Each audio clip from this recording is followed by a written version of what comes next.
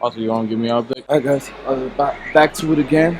Going on another trip. This time we're going to Texas. We're going to go to Dallas. We're going to go to Houston. And we thought we'd save some money, come to Orlando to leave.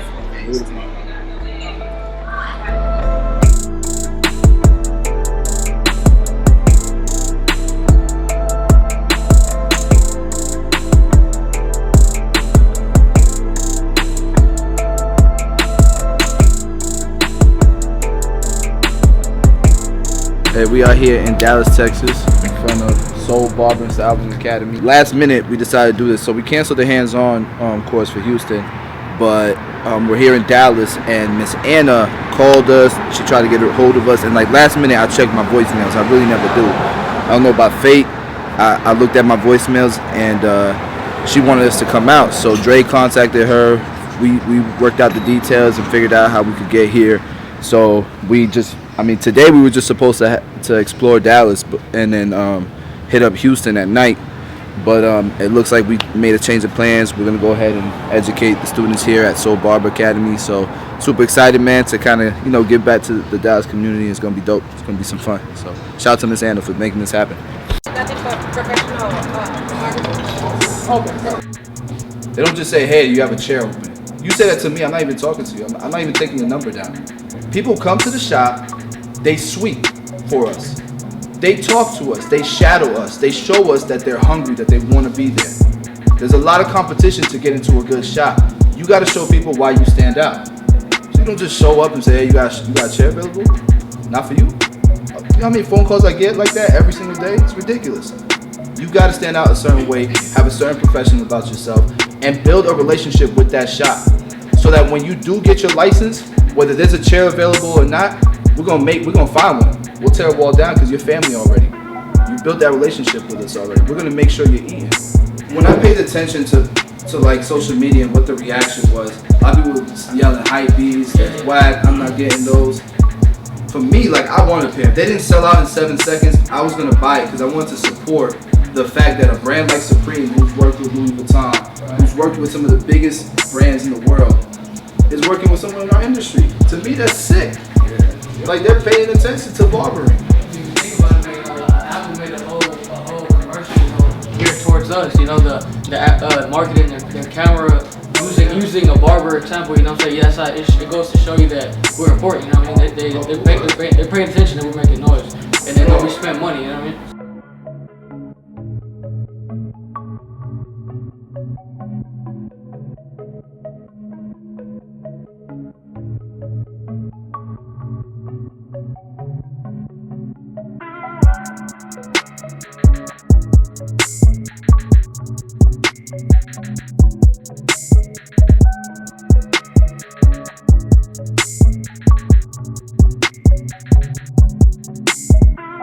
We work with a lot of schools, and we're disappointed by a lot of schools. Like, honestly, people like her that run the school, it is not normal. It's very rare.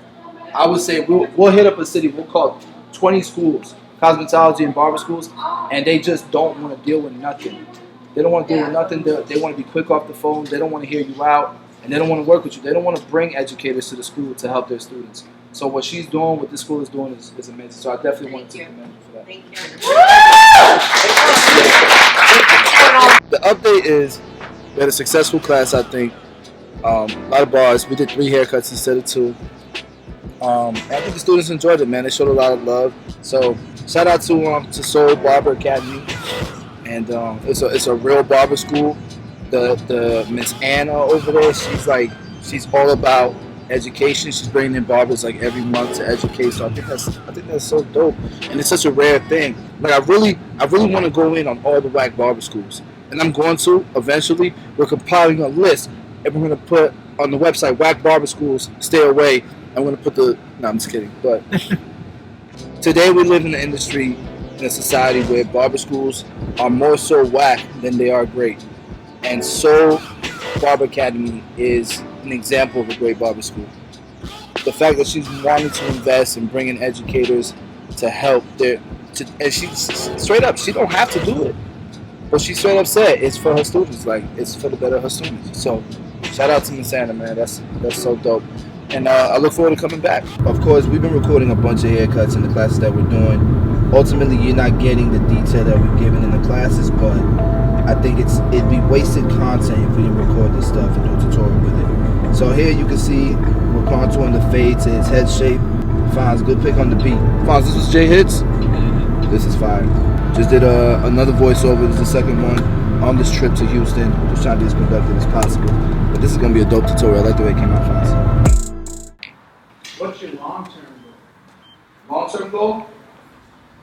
You guys are gonna think I'm crazy. I want to be the Paul Mitchell, the Redkin of the barber industry. There's not one, and it's not about money. I mean, I'm good. Like before YouTube, I was good. I had 2 barbershops, had a busy clientele. I was good. It's more about legacy. It's more about leaving an impression and inspiring people. So, in any industry, you can point to a specific person and say, "Mom, Dad, I look up to this guy," and your parents will be like, "Yeah, that's a dope profession. Go for it," right? For the longest time, I'm Colombian and Puerto Rican. My dad, he wanted me to be an engineer, a doctor for the longest time. Nobody in my family in Colombia knew that I was a barber until like last year, until he started seeing me as successful. I was an engineer for the longest time. I didn't even know it, right? So for me, it's about breaking barriers, showing people what you can do in this industry, and being able to give people a platform. So like Paul Mitchell could literally create any platform for anybody. Same deal with Redkin. They got so much money to do it, and they're killing it. They got schools left and right opening up. How many people are they helping? My wife went to a Redkin school. It was an unbelievable school. I went to a regular school. It was not as good. Like my wife gets an iPad for her textbook. I got like a textbook that got stolen the next day. You know what I'm saying? Like, I want to be able to create that experience and set a standard. And the only way you can break a culture is by building an empire, right? And then you can touch a lot of lives that way, completely shift the way a culture is looked at, the way a culture is the perception of it. So my idea is I want to be the Paul Mitchell and the Redkin as well. So you want to open up a school? I want to do all of it. If there's something, I believe in taking shots. So the reason why I've been able to do international educating, I know I was going to do international educating. They called me and I said yes right away. I don't know what I'm going to do out there. I don't know if it's safe. But I'm gonna try, I'm gonna take the shot, see what happens, right? I didn't know if I was ready for a barbershop or not, but freak it. We only live once, let's try it.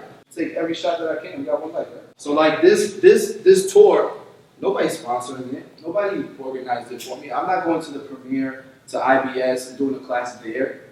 Literally, Dre, my boy, set all this up. He put it all together. I coached him along the way, he coached me along the way, and we did this ourselves. Like everybody waits for Andy to call you and say, "Yo, you want to be a platform artist for us?" Nah, create your own lane. Do it yourself. Like, are you okay with turning down a customer? Like, or do you think everybody needs to get it? Bro, if I'm cringing, if I wake up in the morning and I see your name on my book and I cringe because I don't want to cut your hair, what kind of life is that, man? We got the most flexible job in the world. We can literally design our jobs the way we want to. I don't want to do waxes. I don't want to do whatever it is. I'm not going to do it. If I don't want to cut this guy's hair, I'm not going to do it. So what approach, that's what I want to ask. What approach? What approach do you take, or what's your philosophy behind? Well, first off, like, you start to build a relationship. It's not the first time he's obviously came in because he's already making you cringe in the morning, right? So you guys kind of let him know throughout the process. Every time he comes in, like, hey, you're doing this. I can't really take care of you that way. Hey, you're moving a lot. You like I can't give you the service you want if you keep moving. Hey, you're late all the time. You're not letting me know. I'm losing money because of this. Then all of a sudden you snap and you're like, forget this. I ain't cutting you no more. But you don't say it that way. You might text him or you might call him and say, hey, I've been telling you about this for the longest time. This is a business that I'm running. I'm a professional. I can't take care of you no more. You're more than well. I will recommend you a barber who I feel is just as good as me. But and what you're really gonna do is screw somebody over. But it's just that's a nice way to let somebody go, to fire somebody. We like to call it, right? Does that make sense? So you're okay with telling your barbers like we have the right to refuse service or? So I monitor it, right? So I'll give the advice. I'll coach them through it. Like if I see a picky client, like I'm gonna, after they leave, I'll coach them on it, right? Here's some practical stuff that you can use right now. Look up index funds. Every single month, you have an account with a brokerage, right? And every single month, put $200 in there. Put $100 in there. Start at $50, right? And every month, put $10 extra on top. So now it's 60, then it's 70, then it's 80 every single month, right? What is that going to look like for you? An index fund is going to give you way more returns than 401k. I don't care how much a company matches, because they're putting it in what they feel is right. It's gonna, at the end of the day, if they have a company, they have special interest in that company, they might invest it in something like that, right? That's why to me. So how about this? You guys get informed on what are index funds. Get informed on how to get a mortgage. In Florida, we have a thing called an FHA. So here's the gist. I bought my first house with 3.5% down. Okay, I bought it for $89,000. Okay, my investment, total investment with closing costs and everything, was 10 grand that I had saved up. Okay, 3 years later, that home is worth 155,000. I sold it. I made 50 grand off of that investment. 401k ain't gonna do that for you, right? And you don't need a lot of money to qualify or great credit to qualify for something like that. You just got to start being a businessman, like we all say we are, and start getting informed and start doing something about your life, about your investments. Hey, so you ready to show Basio real quick? Oh yeah, I'm ready to show Basio. Let's go. Dre, do you think he's gonna like it? I think he'll love it. That's it. That's crazy, bro. What? Bro. That came out sick, man. Yeah. Thanks, bro. What's on Instagram? Motivational dancer. Yeah. Motivational dancer. He's done artwork for us before, man. But yeah. this is crazy, bro. It's out as well. What's up? Oh yeah. Look at that. Motivational dancer. Cool, man. So that's it. The class is over. The Look and Learn in Houston, man. I just want to shout out George from Major Deal Barber Lounge for even hosting this event when he didn't have to. You know, when it's a closed shop, it's his day off. So, you know, for me, it just means that you really support education, you support the industry. And I think if you're a barber, for example, looking for a good place to work at, with a good owner who actually cares about the industry and ain't just in it for the money, man, hit up George, Major Deal. We'll definitely be back, man. I thank you so much.